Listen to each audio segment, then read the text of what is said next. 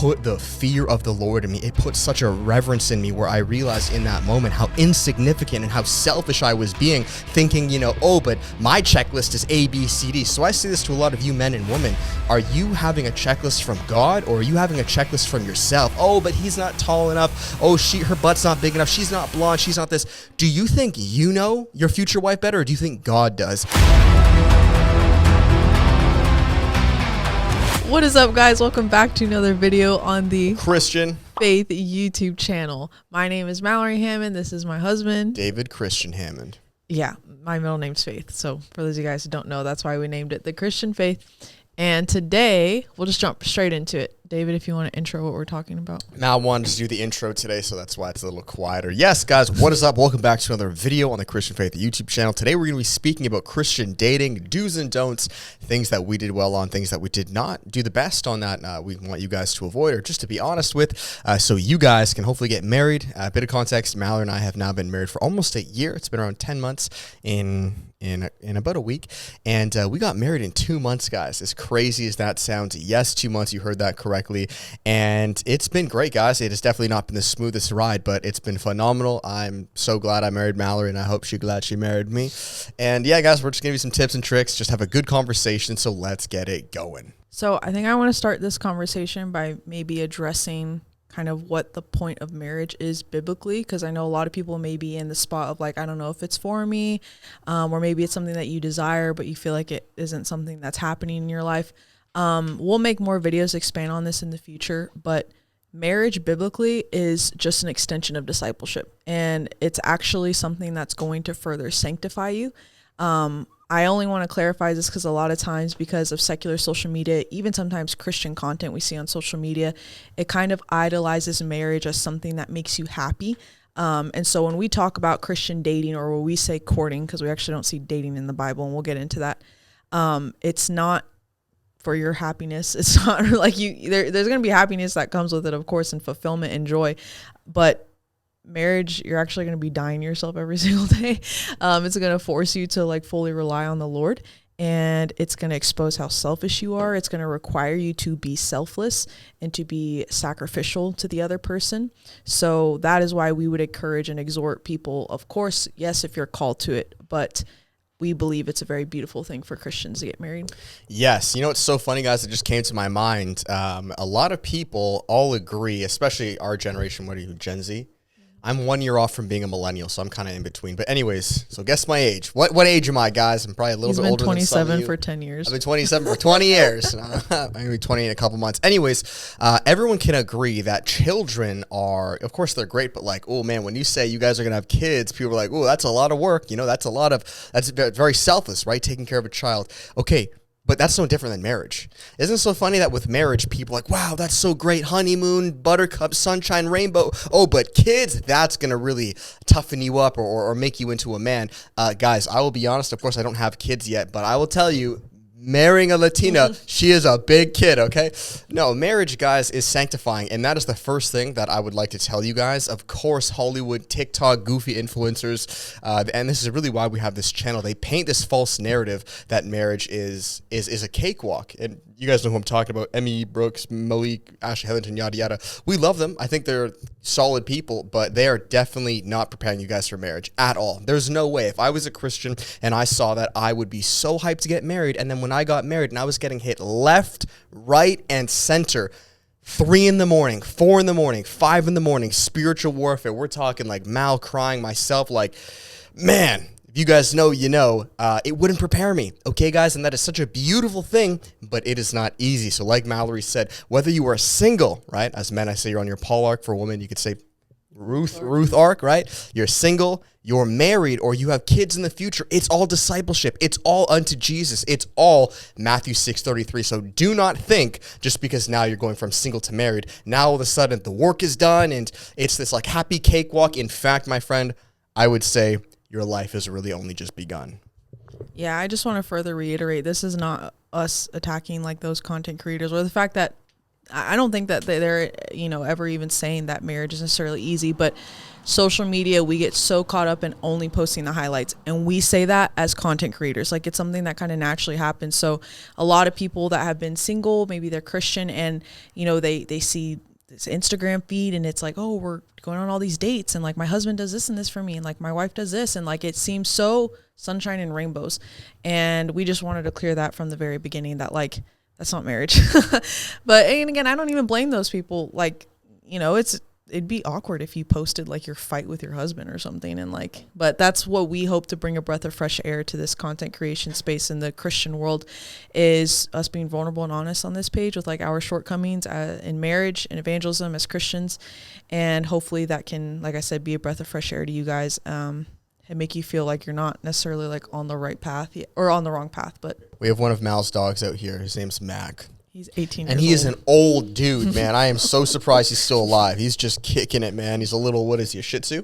Yeah, a Maltese He's Shih right Tzu. under the camera. He's like, he wants to be on. But if I pick him up, I feel like I'm going to break a rib or something, so I don't really touch him. All right. Anyways, like Mallory said, guys, so let's just jump straight in. Let's give our advice, guys. And not even our advice, the Bible's advice on what we should look for to date. Again, like Mallory said, there's no such thing as dating, guys. You are courting and vetting. Please get this through your mind. And I say this as a self-defense mechanism. Trust me. You are not boyfriend, girlfriend, because the second you call yourself boyfriend, girlfriend, which is a very worldly term, you are more than likely going to do boyfriend, girlfriend things. Cohabitate, fornicate, just live like the world. And guys, we are called to be set apart, right? Zealous for good works. So you are courting and vetting. So step one, let's just back up the truck with being on your Paul arc or your Ruth arc, like Mallory said. What does that look like as a man? I'll hit that. Mal hit from a woman. Guys, you're just like Paul. Paul arc, single, celibate, serving the Lord. Paul exhorted the church of Corinth. He said, I wish all you guys were like me, right? Single. But if you can't be like that, you're going to burn in desire and passion, go get married. What I'm trying to say here, guys, is singleness is a beautiful thing. Do not demonize that. TikTok society today makes you feel like if you're not married, the second you find Jesus, there's something wrong with you. Or if you're 20 years old and you still don't have kids, you're not married, you're a failure. Are you going to tell that to Paul? Paul was single his entire life. He was celibate, serving the Lord. So for me, myself, guys, or you as a man, I was single my first 4 years with my walk with Jesus. I became born again, and immediately as a man, you're on your Paul arc. That's your default setting. I would not recommend, and maybe this is a hot take, I don't care. I do not recommend the second you find Jesus to go look for a woman. In fact, I don't think you should ever look for a woman, but go look for a woman, go get married. That's the next mission. You don't even know who you are. You don't know your mission from God yet. Can you imagine Paul had such a large calling over his life, right? The road to Damascus, Jesus took off the scales, and then Paul was like, later, I'm going to go look for my ting. It's not going to work, guys, okay? He had a mission. He had churches to exhort, and that's what I want you guys to do too. What does that look like practically? You're paying off debts. You're growing spiritually. You're learning the word. You are fighting off old addictions and strongholds. You're preparing the nest. You're creating that foundation for your future helpmate to then get sent to you. Yeah, I would add to that list that you mentioned practically your number one focus in life should be advancing the gospel and trying to point people to Jesus. I guess to kind of like summarize it on my end for the woman, but this is, practical for both men and women. This is where I kind of disagree with some of the conservative people like Charlie Kirk, God rest his soul. Look up to that man, love him, super appreciative for his life. But he always exhorted young women specifically. He would tell them to like really prioritize looking for a husband. And he would kind of say the same thing to men, but not really. He would tell them to focus on their mission, and then like the woman would eventually come. But I think even for women, it is not about us actively going out and looking for a husband. Yes, there are practical things we can do to prepare, but all of that preparation is just us cultivating a servant's heart within us so that we can have, like, again, that servant's heart in our marriage, right? We're selflessly doing things for our husband as unto the Lord rather than trying to get married to fulfill our own selfish desires. So what I'll kind of like summarize it in is I just do not see a biblical example where the man or the woman went actively looking for a future spouse. What they were doing was tending to the garden. They were like Ruth. She left her family and her homeland to go serve her, her ex-mother-in-law because her husband had passed, right? Like she was working for her mother-in-law. She was tending to the field, tending to the garden. And then because God brought her and Boaz together, then she was able to get married. So that's what I see consistently throughout scripture. My favorite example is Abraham and his son Isaac. Abraham sends out, this is in Genesis, I don't remember the chapter, but Abraham sends out one of his servants. So this can be like God sending someone in your life, or maybe an angel or the Holy Spirit. He sends his servant out to go look for Isaac's wife. She fulfills basically like what Abraham knew she was going to fulfill, which was having a servant's heart. And then the servant was like, great, this is Isaac's wife. He brings her to Abraham and Isaac's homeland, and then her and Isaac get married that day. That's what I believe is like, you know, the like epitome of marriage and relationships, is God bringing the two together when he sees fit, not us kind of desperately going out and looking because we think we're against this like clock of I need it now. Yeah, guys. I mean, you know, a good example that comes to mind is Abraham and his wife Sarah, and how Sarah was barren, and so she just got super desperate, and then said, Abraham, you know, sleep with the slave or the concubine, and then, you know, and we could say that's how Islam spread, but either way, where I'm trying to go, guys, is yes, modern dating culture. I mean, we're not even talking about Christian dating because there's no such thing. But unfortunately, guys, most TikTokers, they're really parroting something very similar to the modern realm. The modern dating advice is go look for the husband. As men, it's pathetic, guys. There's so many like Christian dating channels. It's a joke. And the reason it's a joke is because the only real Christian dating advice is to build yourself up as a man, is to prepare yourself. The woman is preparing herself, and God brings you guys together. A great kind of quote to women goes, you know, every woman wants a husband, right? All girls want a husband, but no woman wants to be a wife, right? And that's a bar. It's the same thing for men. A lot of men want a wife to be able to basically be a second mom to them. But do you want to be a husband that's going to sacrificially lay his life down for his wife? Yes. And where I'm going, guys, is that is cultivated in your singleness period, right? So we bring it back to Genesis, the Garden of Eden, Adam and Eve, when Adam was formed, right? I love Paul, right? Road to Damascus, scales were taken off. Immediately, this guy's going, doing God's work, right? Look at Adam, though. The second Adam was formed, was Adam, hey, thanks, God. Life's been good. I'm going to go find my Eve. No, there was no such thing as an Eve. He didn't even understand what that was. He was tending to the garden. He was naming the animals. Be on your Adam arc. Be on your Paul arc. You understand? And when God sees fit that you are eligible, you've created that foundation. Do you understand? That may take, you know what? I'm not even going to say it may. It will take years, guys. Why, as Christians, you guys let me know, why do we think that everything in life takes hard work, right? Building a physique, paying off debt, anything, man, building a house. But for some reason with our marriage life, that's somehow going to be easy. It's going to take years, guys, of you plowing, of you reaping and sowing, of you putting off the old man, walking in the Spirit, right? That's in Galatians. And when God sees fit, what did he do to Adam? Right? He said, hey, it's not good for a man to be alone too long. He then created him, Eve, as a helpmate. Very important, though. Do you as a man, and be honest with yourself, do you genuinely require a helpmate at this exact moment? I would argue for the vast majority of Christian men, you do not. And this is why I don't think you should just go run off and go get married the second you find Jesus, because you don't need a helpmate. What is the role of a helpmate? To help you fulfill what? God's calling over your life. But if you don't even know what that is, you will ruin this relationship because you don't have a role for her to fill, and vice versa. Yeah, I'll add to that. A lot of men, Christian men, also say, oh, I want a feminine, submissive wife. The word submission literally means to put yourself under another mission. So it's like the wife is, this is, our story testifies about this. We may do like an updated testimony of like how we met and everything, but that's a video for another day. What attracted me to David was the fact that he was on mission. He was focused. Like, he didn't talk to any other girls. The only reason why he was texting me was because he was mentoring me in evangelism. So it was further like pushing his mission of advancing the gospel, right? And I was so attracted to that. And I'm like, hey, I have gifts that can complement that mission. I had such a deep desire to submit myself to his mission. So just to add to what David was saying, again, men, do you even have a mission for your woman to submit under to? Like, basically, have you scaled your company enough to be able to hire employees? If you're still just a one-man show or you haven't even launched the business, then no, God's not going to send you employees. You wouldn't even be able to afford it. So like that analogy? Yeah, no. I always use that analogy. Yeah, so I would say very plain and simple. Again, what David's been saying is there's no such thing as dating when it comes to Christians. And I know a lot of people may be thinking like, oh, but that's too much, right? Because we've heard testimonies of people meeting on like Christian dating apps, or like, yeah, maybe like they dated like a couple people and then they found the one and then they got married. But I'll just be completely honest. And I'm not going to apologize, because I believe God allowed us to have this testimony for us to share that with other people, to convict them and encourage them to walk out in the same thing. But the most obedient, God-fearing, beautiful, submitted, incredible marriages that I've seen in Christianity, neither the men or the women were looking for each other. In fact, they were kind of repulsed to the idea at first. They were like, no, I am committed to advancing the gospel, to serving the Lord. And it's not that like they didn't necessarily ever want to get married. Some people did. I think of like my best friend, like Rachel and her husband, John Franco, like her husband didn't even think like he was ever going to get married. He was like, no, I'm just going to keep doing what God's called me to do. And God then had to tell him like, no, I have a helpmate for you and I've called you to marry her. Right. Same thing with Rachel. Like, again, our stories are very, very similar. We were not looking for each other and it caught us both by surprise. And I think that's how it needs to be for every Christian.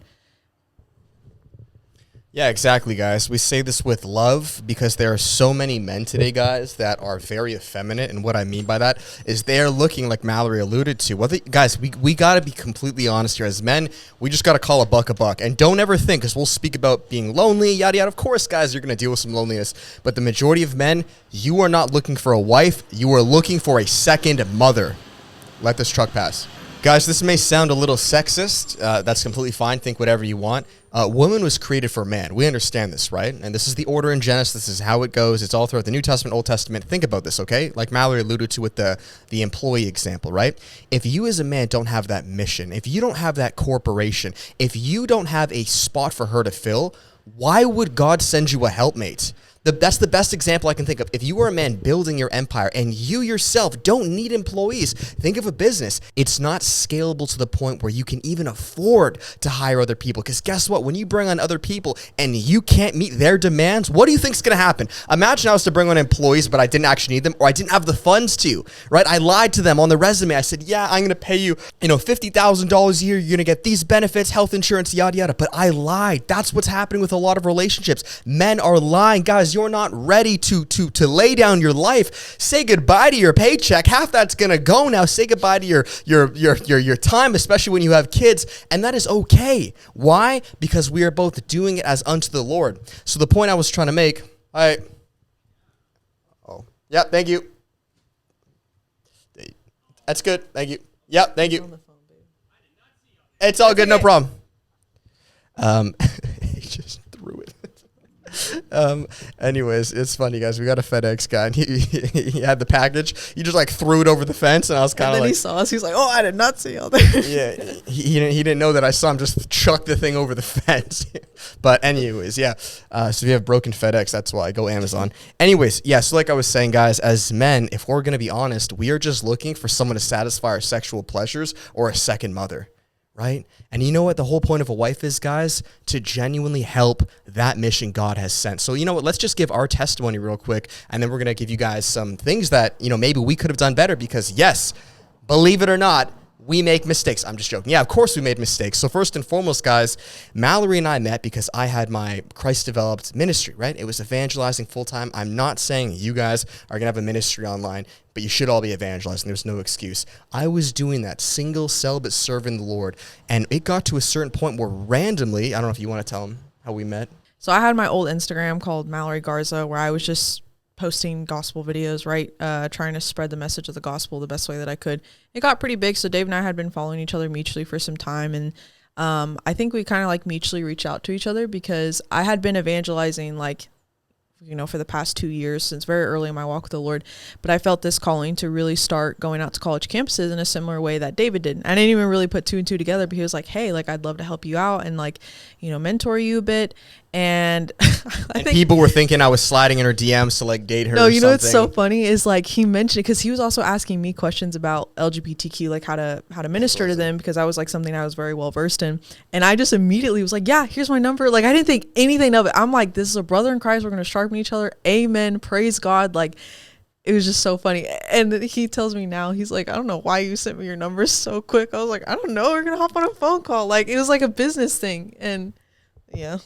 Yeah, so anyways, Mallory, I guess she liked me from the beginning. No. We both did not like each other. That's the thing, guys. I was not attracted to her.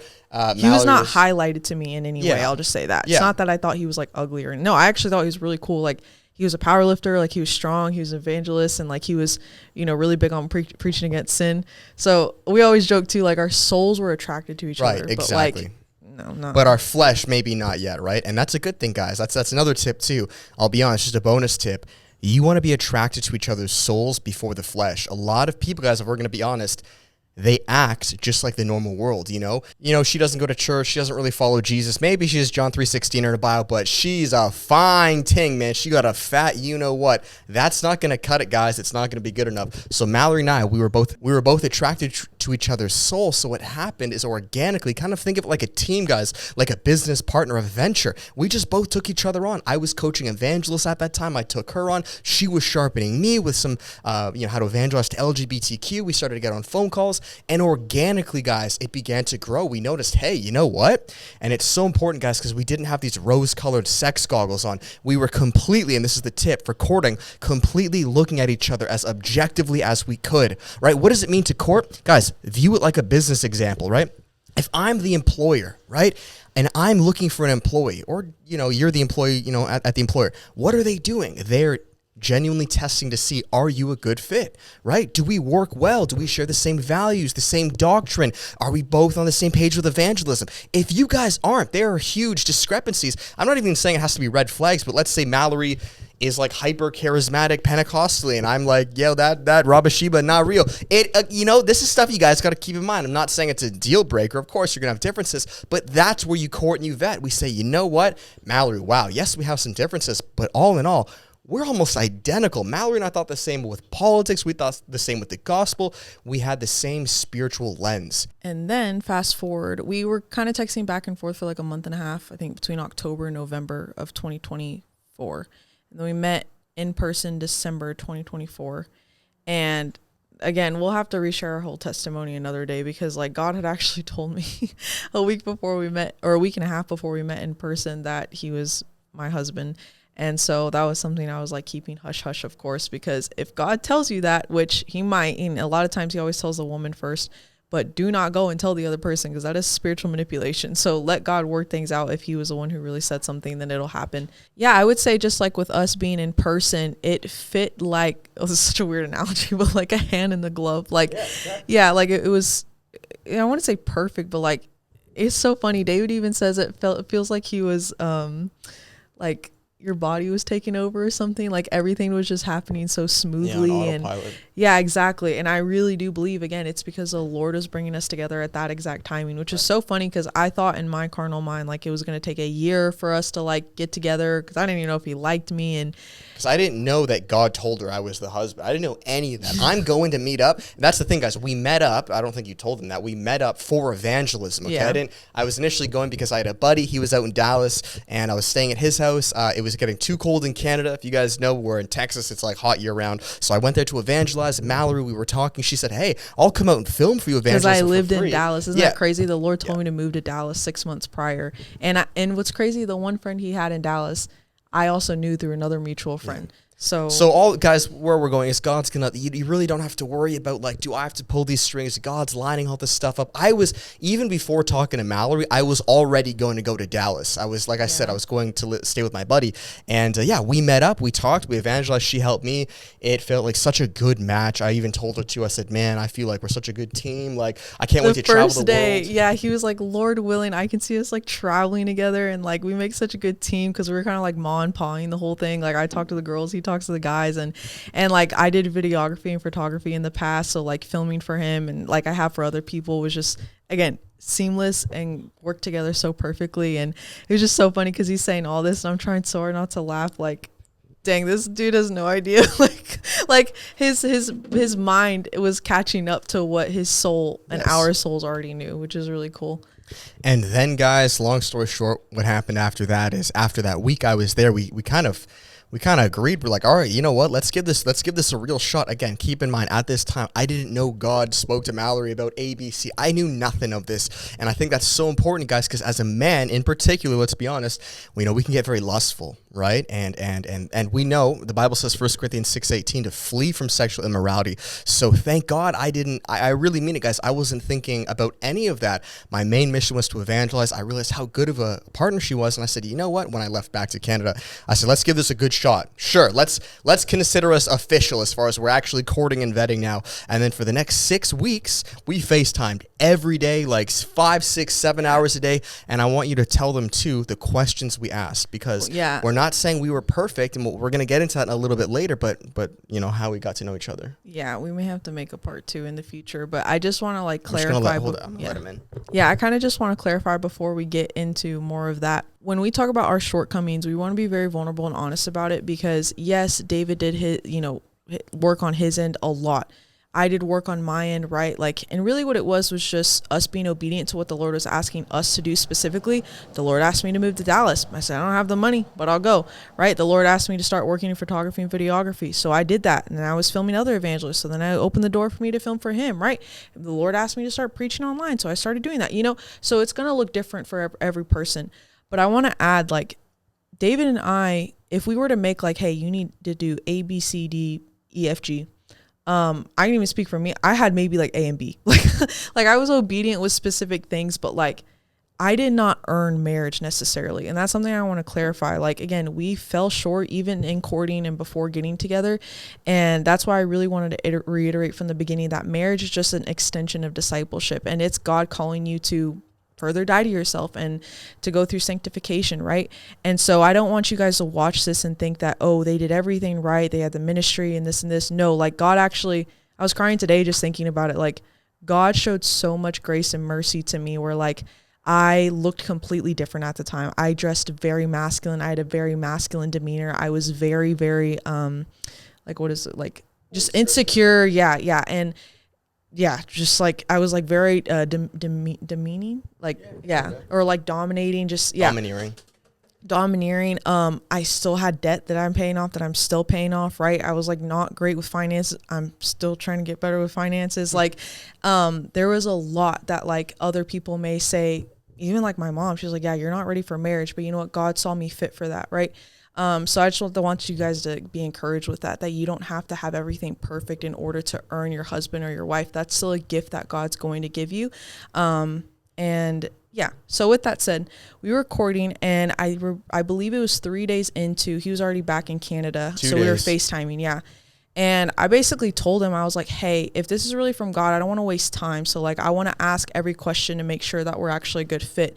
And he really appreciates like how upfront and forward I was. So I would encourage both the men and the women, but even the women. Yeah, because a lot of time women thinks that it's like it's not good or not feminine to be very direct.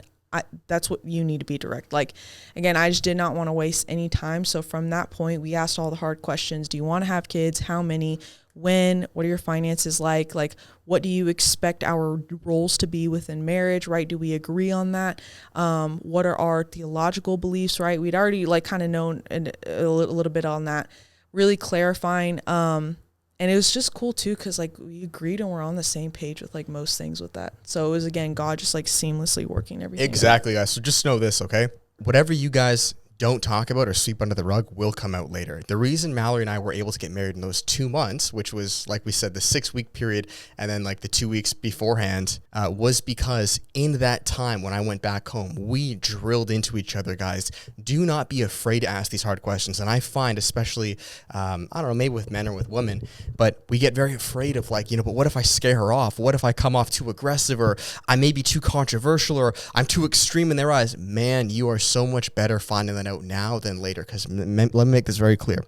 Whatever disagreements you guys have when you're courting, don't just think when you get married they go away. Whatever you just like push off or sweep under the rug, or it'll work itself out. It will come up, man. And I would so much rather you guys, at least whether you agree or not, put it out there. So because Mallory and I did that unapologetically, just kind of view it like a roadmap or like a video game, right? Or like a movie. You can watch the movie in 1x speed. I think most Christian couples, they court in like 0.25 speed. Like they're going so slow. They're taking them years, guys. Guys, that is a huge red flag, because I don't think you guys are like, I don't think you've really put in the work too. And one more thing I want to say is, yes, you want to ask the right questions, but you guys need to remember, like we said beforehand, the reason we were even able to ask these right questions was because we did our Paul or our Paulina Ruth arc, our single period correctly. So if you want to fast forward that movie, you want to watch it on 2x speed, or at least the normal speed biblically that it should be, ask those questions. Do not be afraid. And the last thing I want to speak of, which we can touch on, is most importantly, guys, okay?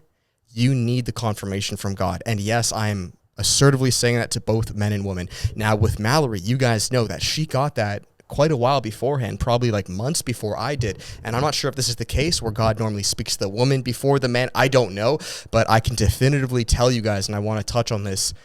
The reason, of course, like, I love Mallory and, everything was great, but the reason I went all in is because I got the confirmation clear as day from God that yes, this is my future wife. And it terrified the crap out of me.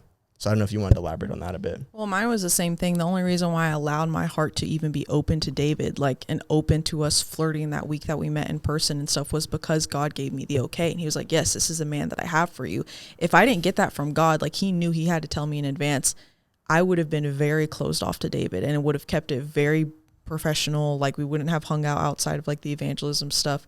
Because again, that's me protecting my heart. So I think what I'll wrap up on my end is like David said, you should wait for that confirmation from God. And I'm not saying you have to hear an audible voice. Mine wasn't even an audible voice. It was a peace, and it was God kind of putting the puzzle pieces together in my mind and in my soul. And I'm like, yeah, this makes sense. It's kind of like that saying, it's so cheesy, but when you know, everything just fit together. My strengths complemented his weaknesses and vice versa. I was able to be a helpful helpmate onto his mission, right?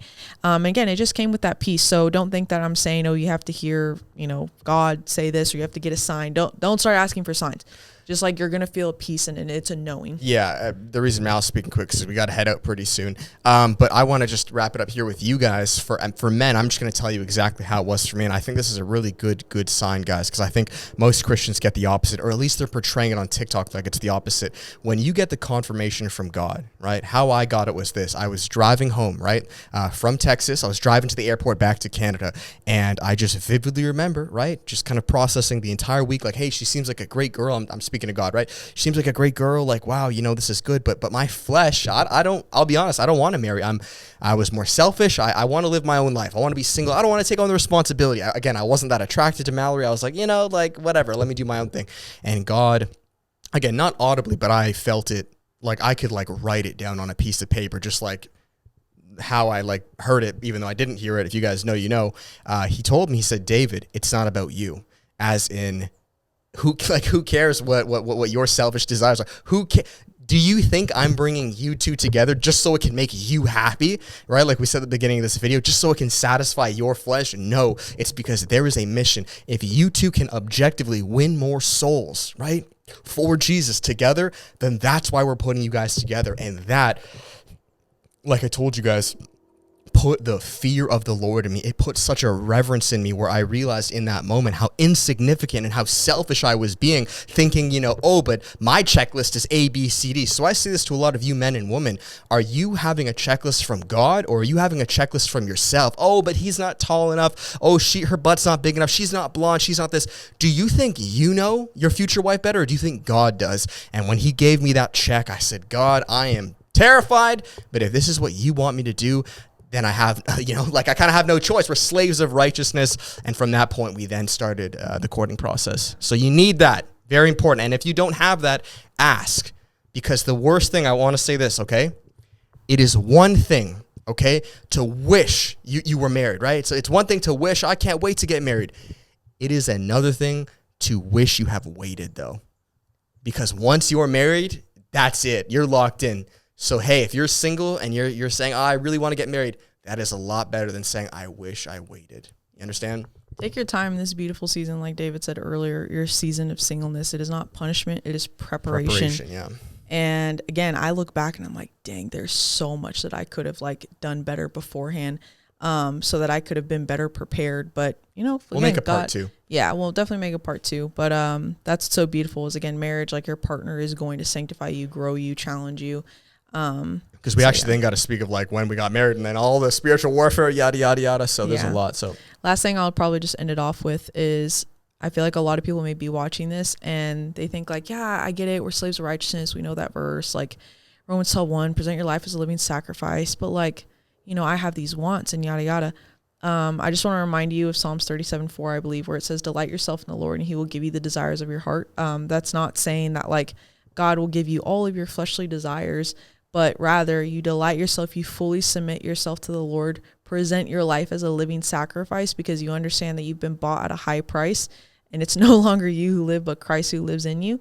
And when you do that, the Lord will give you his heart's desires. And so which then become your desires. Yeah, You exactly. begin to love the things and what's God so loves. cool is he also does fulfill your heart's desires, though, because I look at David when we got married and I'm like, this is everything I've been wanting as a kid. And the same thing with him. Like, you know, he was like, yeah, I wanted a girl with like dark curly, dark hair, you know, like shorter, kind of thicker. Short, little, thick chick. Yeah. She Yeah. waddles. It's okay.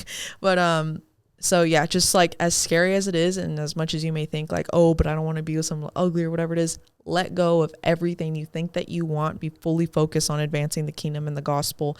And again, you will be so surprised at how much sooner and how much better the great gift of either marriage or kids or whatever it is God's going to bless you with in his perfect timing. Yes, guys, because God, he rewards obedience. And if you diligently seek him, even though you're afraid, you feel underqualified, do you not think that God can mend all that stuff up? Like I told you, I wasn't really attracted to Mallory when we first began. And she even said, attested from her own mouth, she's texting her sister because we got to go. But I want to make it clear, guys, you begin to fall in love with these things. All these things that maybe you're insecure about, God can mend them. God can fix them. Matthew 6:33, first seek the kingdom of God and all his righteousness, and these things will be added. I'm so much more attracted to Mallory now, both externally, but also internally. And maybe when we first got married or you're courting, you'd think these things are going to be, you know, a huge turnoff or a red flag, or not a red flag, but kind of like a deal breaker. And what I'm saying, guys, is when you really are obedient to God, he can change your desires. He can change your perception. You begin to really just mesh with that person and love the things that maybe you once did, and vice versa. So that is that, guys. We're going to finish it there. Thank you so much for watching. A little bit of a rush this time because we do have to go, but we wanted to crack an episode so we can get 2 out a week. Thank you guys so much for the support in the last episode. Please be sure, guys, to give this a thumbs up, share it, comment, guys, hit the algo with this. You know, we're really trying to grow this channel because we do want to help more couples, just give our raw, honest advice, areas we fell short and areas that we can help you guys with. So if you enjoyed it, thumbs up, comment, subscribe. We'll finish with the one plug, guys. If you want to sow into this ministry, gift into it, there's always the link down below. We're building our small little house in the back, guys, because we have some very exciting news coming up soon, which we'll say, and keeps us alive, and it allows us to do what we do. There's also discipleship coaching, guys. Mallory has her page, Biblically Feminine, for women, and I have mine for men. If you guys are interested and really want to take this path more serious, we both do this full time, or at least I do, and Mal's close to it, and we love speaking with you guys. Okay, God bless you. Have an amazing day. We'll check you next time. Till then, much love. Peace. Peace. Bye.